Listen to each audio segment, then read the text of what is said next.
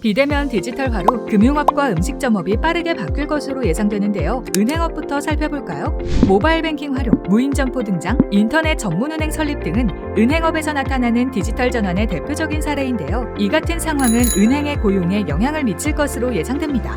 은행 점포 수는 2010년 5,533개에서 2022년 3,878개로 감소하고 있으며 임직원 수가 가장 많았던 시기인 2014년 87,746명에서 2020년 상반기 76,447명까지 1만 명가량 감소한 것으로 나타났습니다.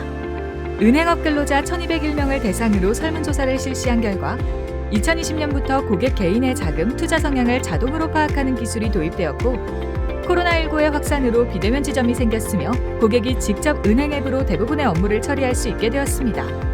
은행에서는 IT 직군의 신입과 경력직 채용이 모두 증가하였으며 은행 근로자 중 정보통신 관련 NCS 직종 훈련 이수자가 최근 증가하는 추세를 보였습니다.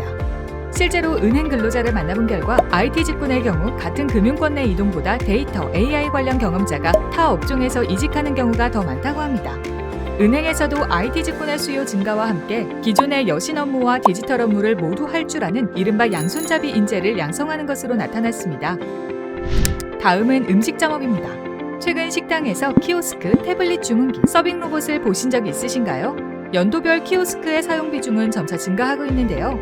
점주 입장에서는 사회적 거리두기가 해제되었음에도 인건비 상승 등의 영향으로 키오스크를 비롯한 푸드테크 기기의 수요가 빠르게 증가하고 있습니다. 서울 지역 내 음식점 2,000개사를 대상으로 설문조사 결과 대면 주문 방식은 매해 감소하고 있습니다.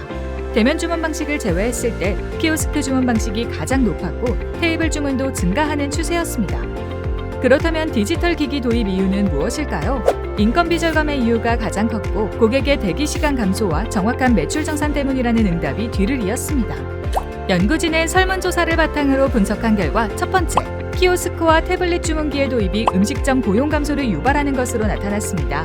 키오스크의 도입은 판매 서빙 직종의 근로자의 고용을 약 11% 줄이는 것으로 나타났으며 대부분이 임시 일용직의 고용을 줄이는 것으로 나타났습니다. 마찬가지로 태블릿 주문기의 도입도 판매 서빙 직종 근로자의 고용을 7.6% 줄이는 것으로 나타났습니다. 설문조사를 바탕으로 분석한 결과 두 번째, 디지털 기기 도입이 근로자의 근로시간에도 영향을 미쳤습니다. 키오스크 도입은 근로자의 근로시간이 증가한 반면 태블릿 주문기의 도입은 근로자의 근로시간이 줄어드는 것으로 나타났습니다.